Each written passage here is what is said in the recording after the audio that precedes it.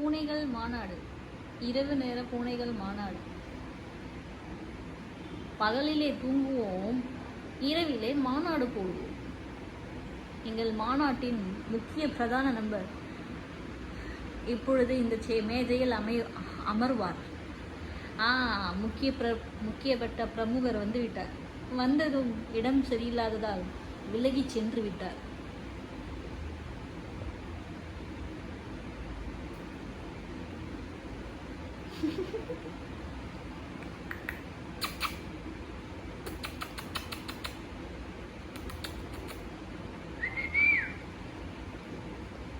புடி புடி புடி புடி லேஸ் பாய்ஸ்.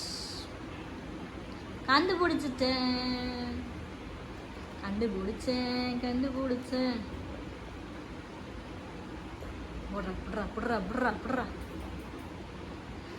தோட்டத்தில் மேயுது வெள்ளை பசு, அங்கு துள்ளி குதிக்குது கன்று குட்டி. அந்த போயம் இப்போ சேஞ்ச் ஆயிடுச்சு.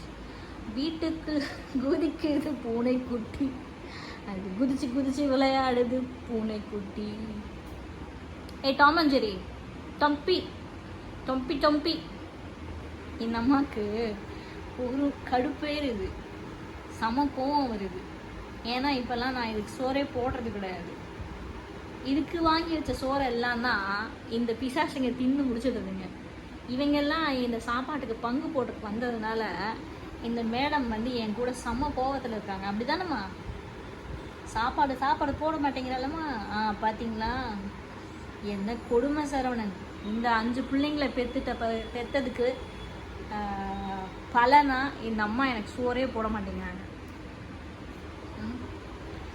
வர வர என் சாப்பாடு மொத்தையும் இதுங்களே சாப்பிட்டு தொலைக்குதுங்க.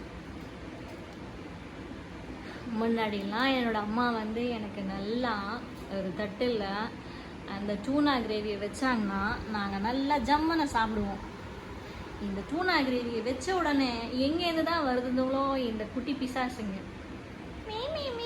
மீன் வந்து சாப்பிட்டு முடிச்சிடுதுங்க. சாப்பாடே பத்த மாட்டேங்குது. நமக்கு சோறு தான் சொர்க்கம் இல்லையா?